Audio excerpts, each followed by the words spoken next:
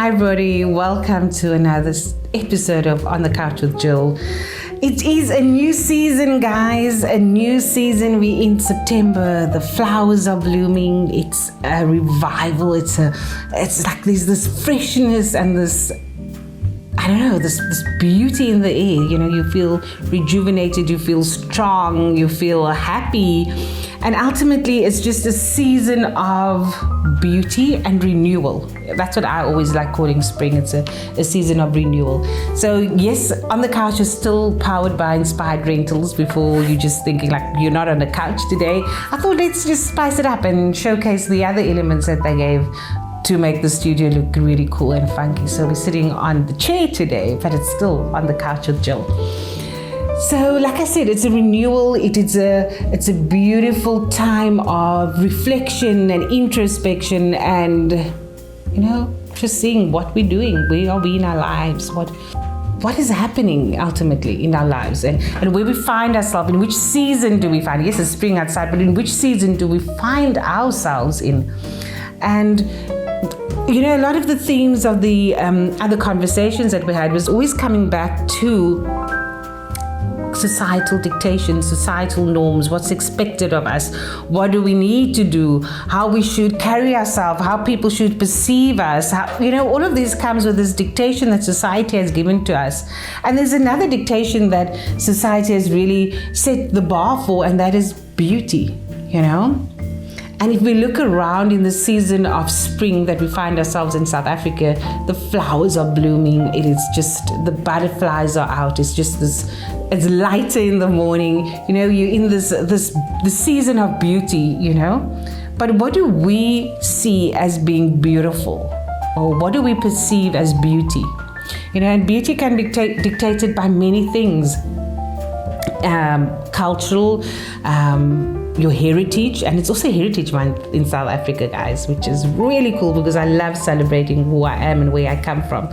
But you know, we're dictated by people, by cultural norms. We're also dictated by social media, you know, which is a huge role in what we perceive as being beautiful. You know, how our parents look, our foreparents. You know, there was always a thing that everybody used to say, you know, look at the mom and you'll see how the daughter looks in a couple of years. But there's so many forms of beauty, but what does society dictate what beautiful is? You know, is beauty blonde hair, blue eyes? Is beauty curly hair and brown eyes? You know, what is beauty the perfect shape of these models that walk on the runways in Milan? You know, is beauty maybe being a bit curvy? It's all perception. But for me, ultimately, I feel that beauty is what comes from within. So yes, I'm sitting with a glass of wine because somewhere in the world it is midday. But for me, beauty comes from within, you know. Because many times when parents would say to us, you know, that manners of you make you ugly. I don't think they were speaking about our physical appearance, because I think every child is beautiful to their parents, you know. But they're speaking about your manners, how you conduct yourself, how you, when you walk into the room, what do you attract, you know, or what are you giving off? What is your aura, you know? I think that's what they think beauty is. But society and the dictation of social media, especially that platform that we're using, that we are saying that beauty is, you know, you need to have a thigh gap, guys. You need to have non-flabby arms, and you need to have this curvy body, or not a curvy body, this perfect size 6. Is that really what attracts people to you?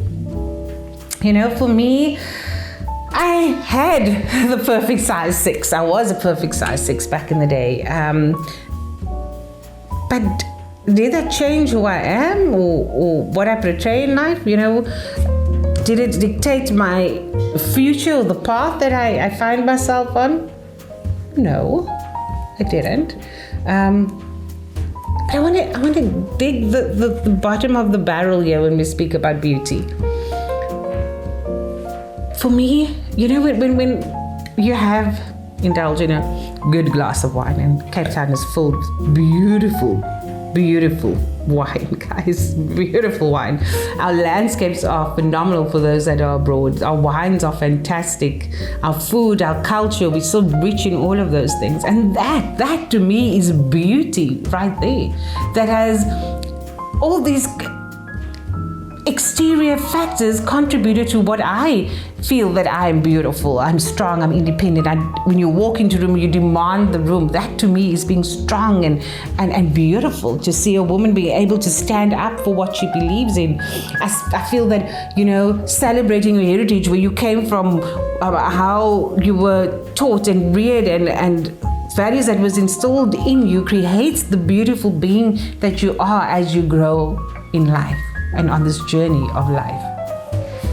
So for me, that is beauty, For me, beauty comes with kindness, which the world lacks so much of. Oh my word, we need to be kind. The world needs people to be kind. And that for me is beauty, not my skinny body and there's nothing wrong with it, please, for those that have that perfect size 6 there's nothing wrong with it. And there's also nothing wrong by enhancing your physical beauty. I've got a little bit of makeup because of the light, but I try to put minimal on so that I can just showcase who I am, be authentically me. I don't have lashes on, which I love doing my lashes because it just enhances it. I feel beautiful. And that's what matters, that you feel beautiful. Because when you feel beautiful, you're confident. Once again, I want to ask you, what is beautiful to you? When I wake up in the morning, I don't feel beautiful. Not at all. But my husband will look at me and say, oh my gosh, you're so beautiful. So is beauty in the eye of the beholder? I think so. Is beauty what comes from your heart? Is beauty the attitude of gratitude? Is beauty being kind? Is beauty being helpful and sincere and empathetic and showing sympathy and empathy to others? For me, that shows beauty, And of course, enhancing your physical beauty. I think there's not a woman that doesn't do that. I do my nails. I do my lashes when it's done. To make us feel that kind of beautiful, to make us feel confident, right? Yes, I don't have a flat tummy, but I'm comfortable in my skin. And I can't speak for others. I'm just speaking for me. I don't have a flat tummy. I don't have non-flabby arms or I've got thick thighs. Is that my kind of beautiful? Yes, that's my kind of beautiful because I feel comfortable in my skin. I feel confident in my skin. I am bold within my skin, and that is beauty to me. When you can be so confident in who you are. And it all goes back. When I had the conversation with Dr. Newman, we discussed sex and sexuality, and we went back to the very beginning when we as girls started menstruating and the talks that we had, that they said, oh no, you must keep your legs closed now, you're going to fall pregnant and those kind of things, We never really explored what you're feeling, what is happening to your body, why you have the certain feelings, what is these feelings. That was never spoken about, And I think the same when it comes to beauty. We have never told, yes, we tell our kids all the time, oh, you're so beautiful, your mom is beautiful girl and your mom is beautiful boy. But did we explain to them or did we share to them what is the ultimate beauty, which is kindness and having a good heart? And by sharing, and I'm going to repeat this constantly because I find the beauty in that, because that to me is beautiful. I always said, I had a friend that lived in not such a wealthy area and the surroundings wasn't great and there was a lot of things happening in the area that, you would it's a danger zone, don't go there. And I went and I visited and I went into their home and I ate at their table and they were so shocked to say that, I can't believe you came into our home first and that you ate at our table. I said, well, you go buy your food at the store, don't you? The house is cleaner than most people that I know. So why wouldn't I eat in your home? So beauty for me is also not looking down on others, not thinking less of the person because the person has less than what you have. Because we all have circumstances, we just don't show our circumstances, we don't speak about our circumstances. Some people can't help by showing their circumstances, it's just showcased, where there's real poverty. And the saying that they always say, cleanliness is next to godliness. The beauty in being able to value the person and not what the person is surrounded by, to seeing the beauty within that person, of the kindness, of the hardworking, of the love and the empathy they have for people. That is the beauty in what you see and what you see and what you have to experience. And instead of looking down on that person, you embrace the person. So for me, that's a quality of beauty, an attribute. What else can we, refer to as being beautiful? Is it the long hair? Is it the long hair? The texture of the person's hair? Is it where they come from? What is? I'm still trying to understand what does the world see as being beautiful? Because I see it completely different, And yes, of course, if there's a beautiful person that's striking, that walks past you, that has a perfect body, but is everybody perfect? Is anybody perfect, really? So ultimately, again, what is beautiful? And I come back to the saying, beauty is in the eye of the beholder. And for me, I always say that no matter what you do or how you do things, people will always remember how you made them feel. I'm going to repeat that. People will always remember how you made them feel. And there I find the beauty in that. Because if I treat somebody with kindness and love, and I have empathy, and I share and I care, and I give of myself unselfishly, not expecting anything in return, and not having an expectation of receiving anything, there lies beauty for me. That shows me what the person is made of, their soul. So yes, beauty is more than a pretty face or a sexy body. That's how I see it.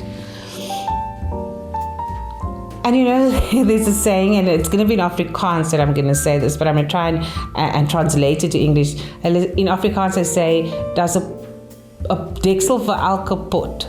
There is a lid for every pot."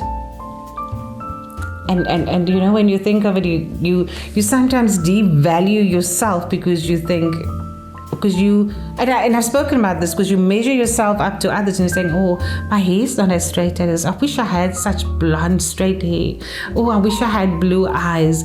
But you devalue your own beauty, because God created us all in His image, ultimately, if I'm going to get spiritual. But is He speaking about this body that returns to the dust of the earth? Or is He speaking about our soul? Because that's where the real beauty lies. I'm getting deep today on the couch. So yeah, is it that sparks it? And how do we instill the confidence in our young boys and young girls today by teaching them these tools in life, that they don't have to look at the appearance. You don't have to choose a partner based on their looks. You choose a partner based on the beauty of their soul. And we teach our kids today to be kind and to share and to be respectful, because I feel that respect is ultimately out by the door, that there's no longer that kind of respect where you greet, where you walk into a room and say good afternoon, good evening, where things that's become so acceptable in society, but yet society keeps us to a higher standard, So smoking in front of adults, that has become so acceptable these days, but yet society still keeps us to a standard of beauty. But that's that superficial beauty, because the world is filled with so much fakeness, But ultimately, I wanted to come to you being just me without the facade So at times we have these layers and this facade that we put up so that people don't really get to know us, to guard our hearts. Yes, we need to guard our hearts, absolutely. It's precious. But we put up all these layers of protection, this facades of who we are and what we want the world to see. What we put out on social media is not what's really happening. You get that behind the scenes look, and you actually get what's really being said or really being done or really how she looks without the photoshopping and taking out that little bit of cellulite.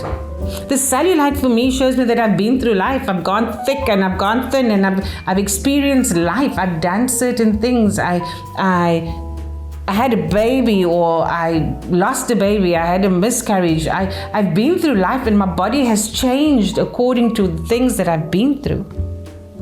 So yes, we need to take care of ourselves, and not only by doing our nails or doing our lashes or having facials done. Yes, we need to exercise and stay healthy.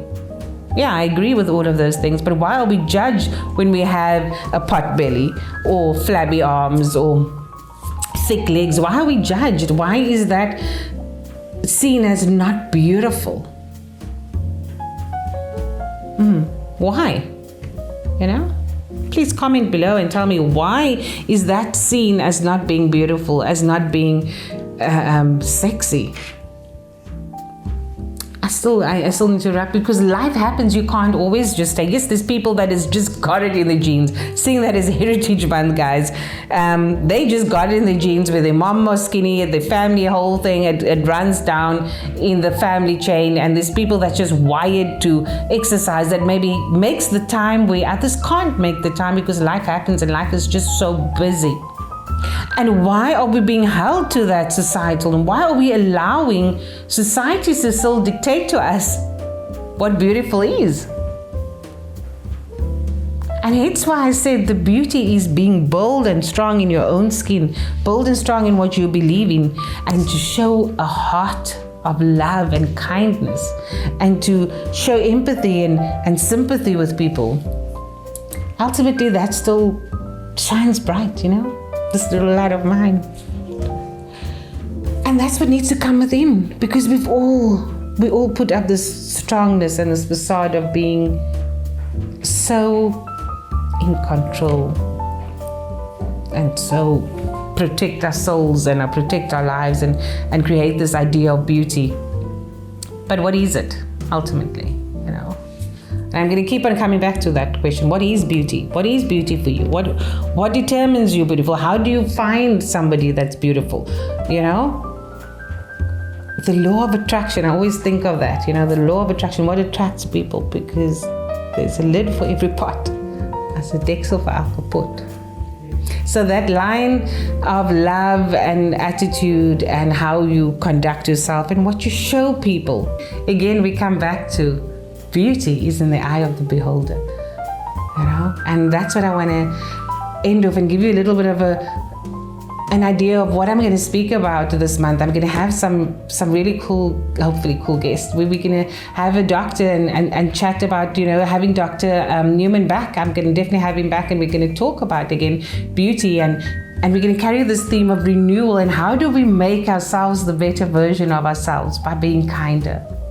So have an awesome day, guys, and let's remember just to be kind and see the beauty within, and not just what we see. That's what they say, don't judge a book by its cover.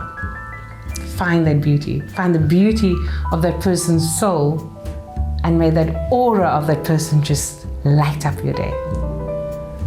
And that was On the Couch with Jill once again, and I hope to see you in the next 2 weeks on my couch again.